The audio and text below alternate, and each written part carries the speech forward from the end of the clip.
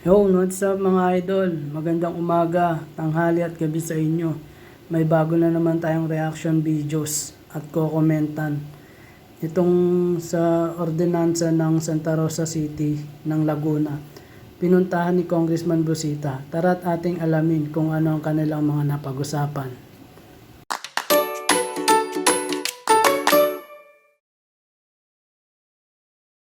Ng pagod at antok, tumigil siya doon sa malapit sa Coke. Madaling araw yon. Madaling araw po. Mga anong oras? Alas 3 po. Alang oras po? Mga bandang alas 3. Ngayon, brother, pasensya kung may ordinansa kayo. Hindi ko naman pinapalaki ang ulo ng truck drivers. Pero pag akong tatanungin mo, mas makakabuti, brother, na pag inaantok ang driver, Magpahinga po. tumigil, magpahinga. Kasi kung hindi nila gagawin yon dahil sa sobrang takot sa mga enforcers, baka naman yung kapamilya pa natin ang sagasaan yan. Madisgrasya. So, regardless kung may ordinansa o wala, pinapaboran ko yung truck drivers na tinitigil ang truck, nagpapalipas ng antok. No. Kasi yon ang ligtas eh. At ang isang problema kasi sa atin, sa pangkalahatan, wala tayong spaces, area na dapat ilaan sa mga truck drivers o sa motorista. Ngayon, kung kayo may ordinansa na bawal tumigil, ibang usapin yon. So, kung may ordinansa kayo, obstruction or illegal parking. Ang hindi ko lang nagustuhan talaga, may karga siyang karne. No? Mabuti na lamang, base sa aming pag-uusap, merong pagtawag niya doon sa company, may biyaheng galing saan yon? Sa Lipa po. Lipa. Na eksakto, malapit, papuntang Parañaque. So, dalawang issue, brother, na gusto kong i-clarify sa inyo. May ordinansa ba tayo, Hepe, na pag driver ako ng truck, pinarada ko, hindi sira ang truck, nandyan ako bilang driver? With all due respect, ang alam kong dapat gagawin, titikitan eh. Obstruction or illegally parked, attended. Yun ay sa sarili kong pananaw, yun ang tama ha. Sa lalong-lalo pa sa hindi ka naman pribado eh. Dito sa atin, lahat tayo public servants eh. So yung sa public service, yun ang alam kong tama. Ang tanong ko, brother, ikaw ang chief ng traffic. May ordinansa ba kayo na pag tumigil, Yes sir, meron po. impound? Yes sir. Pero may provision po doon, may elemento po siya. Hindi ba, nagpadala po ako sa opisina mo dahil ba? Kapatid, simplihan na lamang natin Sige. Meron po doon provision. para madali. May elemento po siya doon na pag na more than 15 minutes, na-violate po yung towing ordinance. May tao... Paano mo nasabing 15 minutes? Sa ngayon po, may body worn camera yung mga enforcers. Pero alam mo, paumanhin ha, pag sinabi mong 15 minutes, halimbawa, truck driver, truck, Yes sir. ibig mo ba sabihin, may body worn camera ako, brother, naispatan ko siya o orasan ko siya? O mag-approach ka sa kanya? Ang ginagawa po, kasi yung iba, wala po yung driver.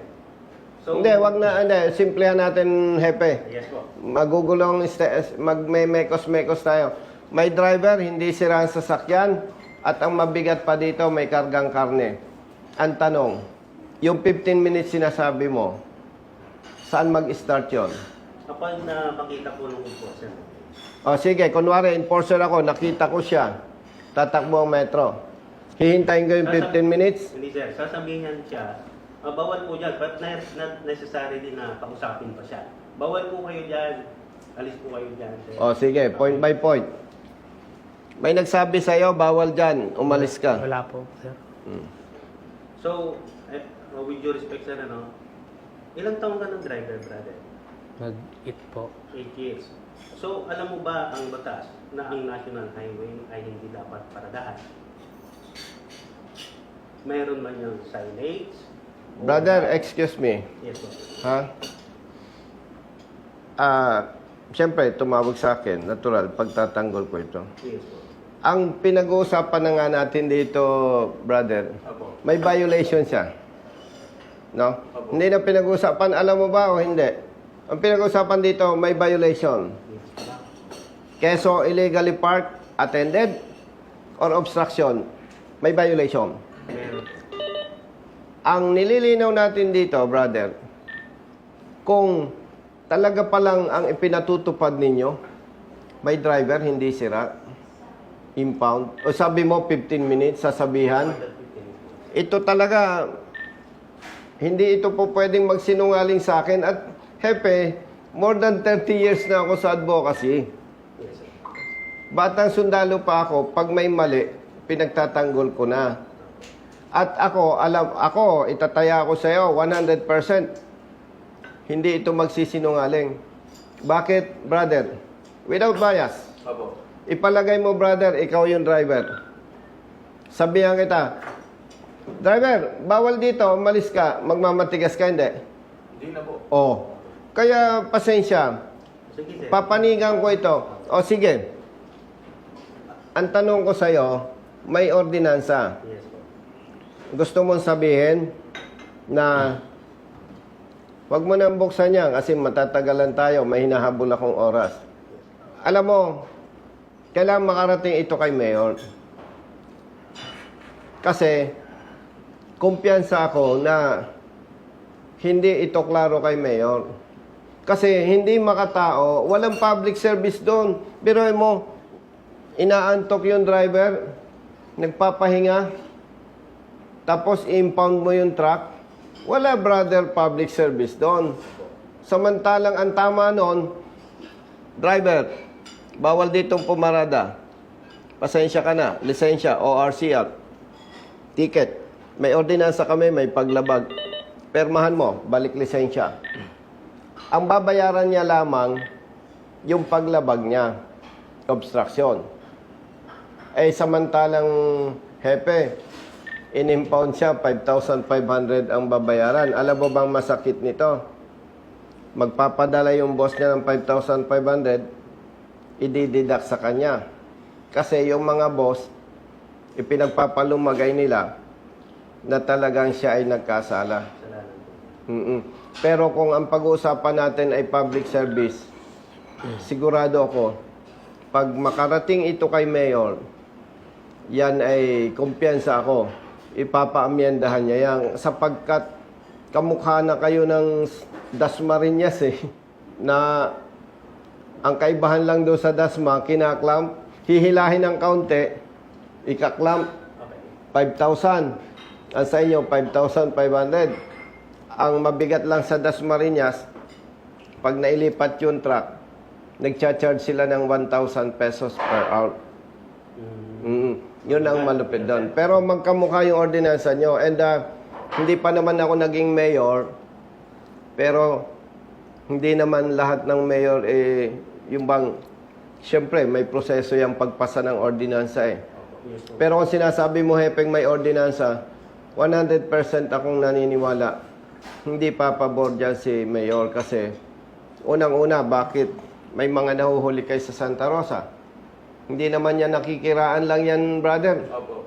Most likely, most probably, may dalang produkto yan sa Santa Rosa. Opo. May kinukuha silang produkto. In other words, part ng pag-usad ng ekonomiya ng pamahalaan ng Santa Rosa City, may contribution sila. Siya bilang driver, professional, may tax yan. Binabawa sa sweldo. Brother, yung sasakyan, merong motor vehicle user's charge. Yung boss niya, may tax. Yung product niya, may tax. Double kill ba? So, sinasabi mo kapatid, talagang may ordinansa na ganon. Yes po, at in fact, nabigyan na kita ng copy. Oo nga. Kaya nililinaw ko kay brother. Opo. Yes. Oh, ibig... Sa part po sir ng city government at sa pamumuno po ni Mayor Erling, malinaw po na sa pamamaraan po ng gawin ng tao, kailangan pong maglatag tayo ng batas. Pero hindi naman po pasubalit yun para po gipitin natin ang tao sapagkat kailangan po ng tao at ng gobyerno magtulungan. Sa part po ng ating Public Order and Safety Office, lagi po tayo nagbibilin na i-exercise po natin yung maximum tolerance. Bilang pulis po, dati rin po ako sa PNP, hindi naman po lahat ng mga violators ay kailangan nating lapatan ng batas. May mga panahon po at pagkakataon na alam po natin na hindi po naman sinasadya yung paglabag ng ating mga kababayan. Kaya naman po, lagi po ako nagbibilin sa ating pong head ng city traffic na might as well magbigay po ng maximum tolerance or warning.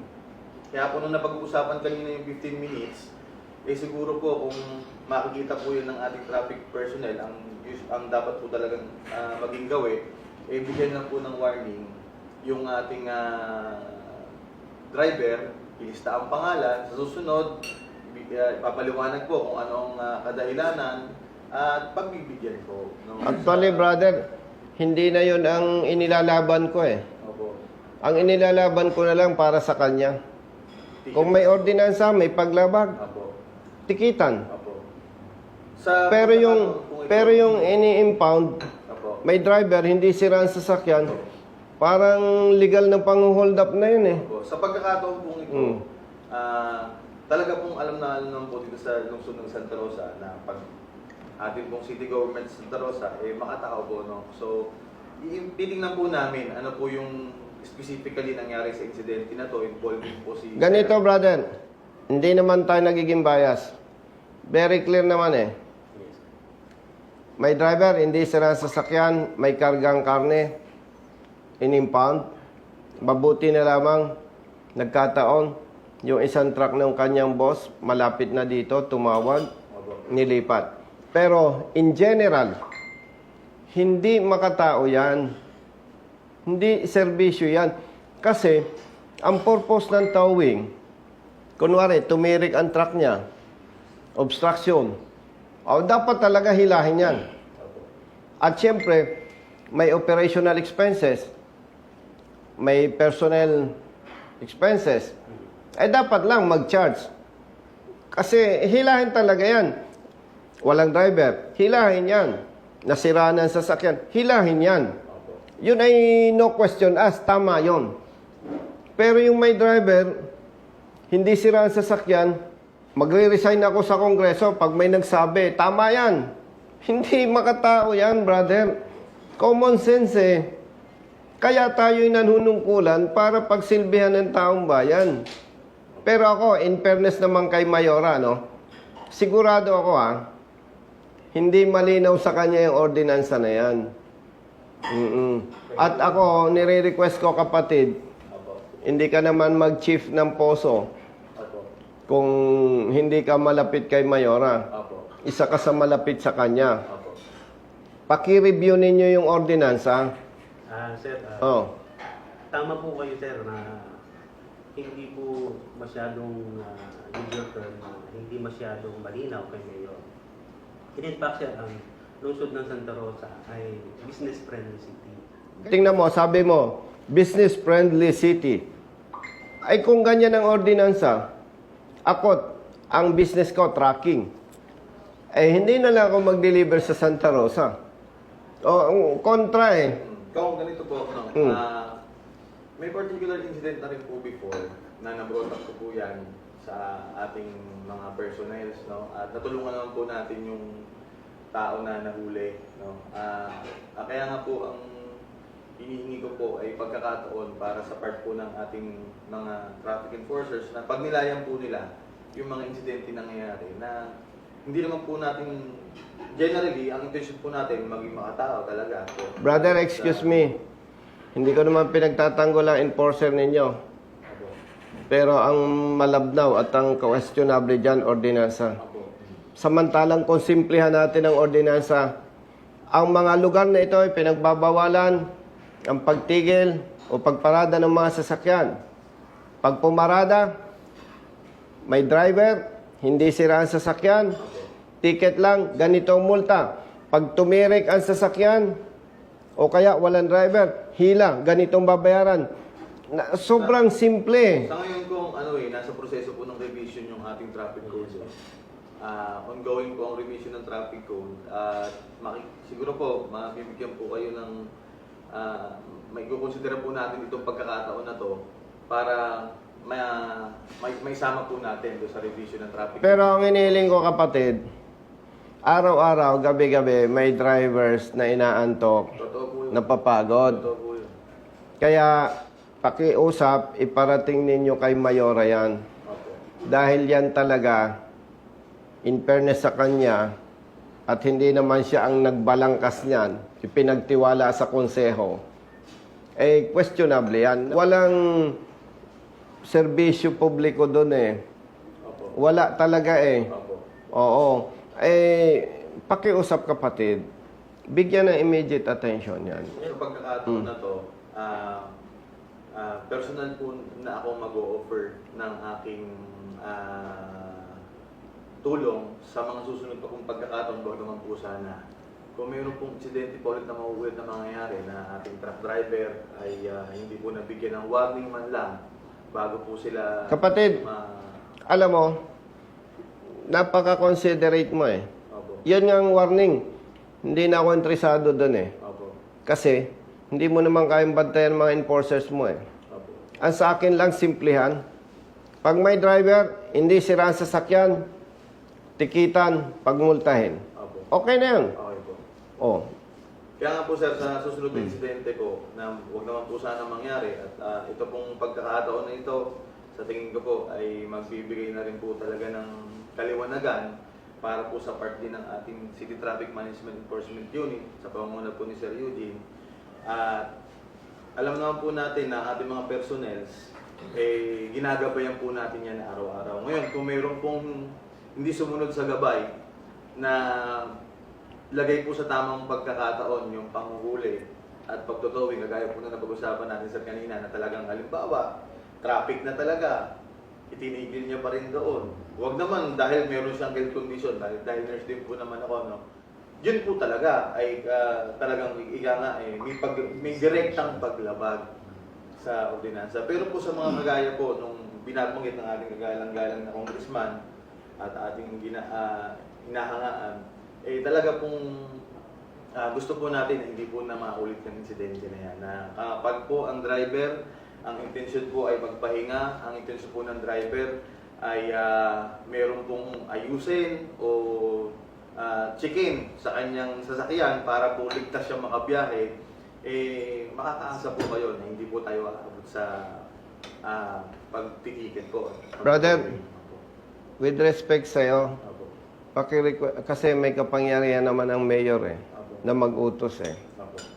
na kung maaari, kung hindi maayos yung ordinansa, pansamantalang suspended yung implementation nun. Makakarating po sa ating ngayon. Kasi, kung ang driver, katulad nito, tagasan ka?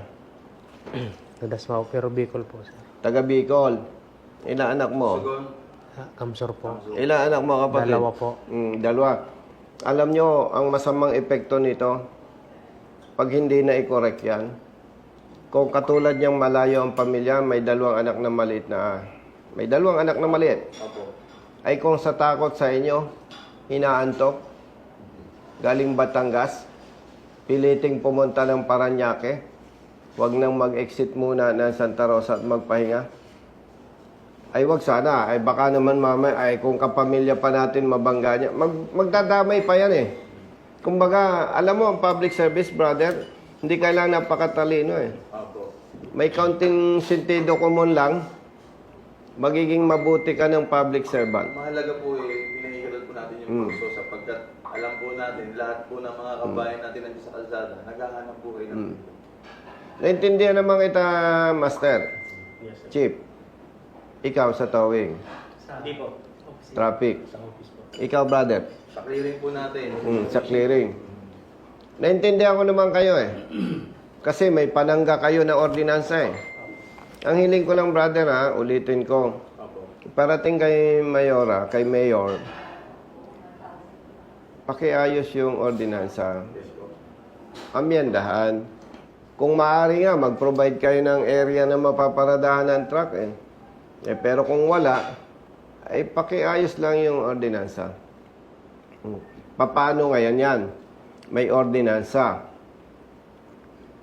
na ipinatutupad kayo. Regardless kung may driver o wala. Yes. Hinihila ninyo. Ang babayaran niya, 5,500. Paano yan? Wala po. Tawagin mo si Bro Jerry.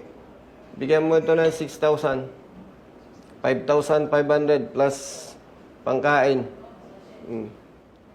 Yung sweldo niyang pag-absent sa trabaho, idagdag mo na. Gawin mo yan 6,500, Bro Jerry. Parang kulang. In fairness, sir, kung gusto nyo, iimbestigahan namin. Wag na. Malinaw na eh. With respect sa'yo, Salamat po, sir. salamat sa investigation. Yes, sir. Pero considering na may ordinansa kayo, wala kang may tutulong. Yes po. Ang malinaw lang dito, pumarada siya at inaantok. Ang truck niya may kargang karne. Pero dahil impound siya, mabuti, nakatawag ng responde na tsambahan, pabalik ng Paranaque. In-impound nyo, may driver, hindi sira ang sasakyan. Hindi nyo kailangan imbestigahan. Kasi paulit-ulit ninyong ginagawa yan at ang isinasangga ninyo, ordinansa. Ako, bagamat congressman ako, at tayo ay magkasama sa PNP, hindi kita pwedeng utusan na kansilahin mo yung Yes po. pagka-impound.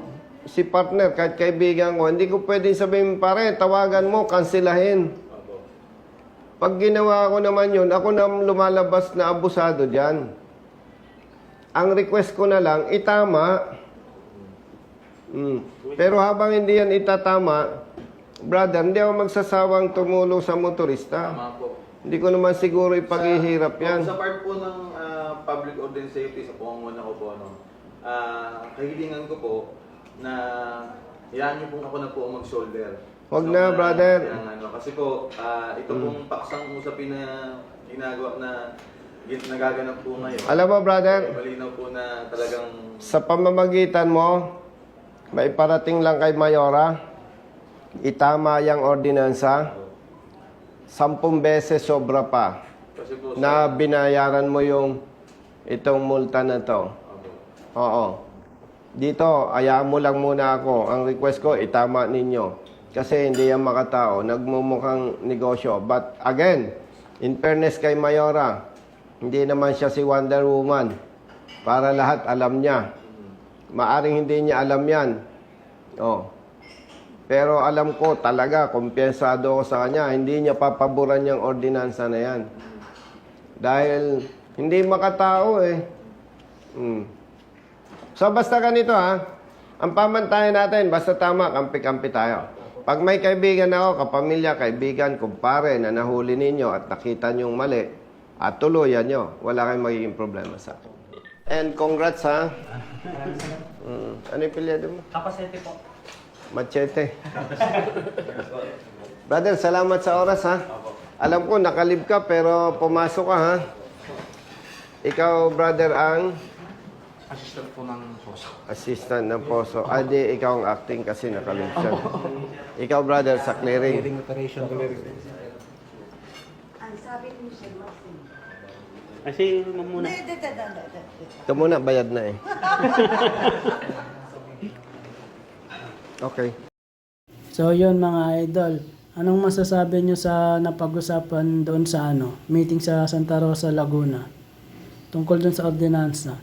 Please, kung meron kayong comments or suggestion, paki-comment lang dyan sa baba, and please don't forget to follow, like, and share my channel para makagawa pa tayo ng maraming reaction videos. So yun lang mga idol, bye bye.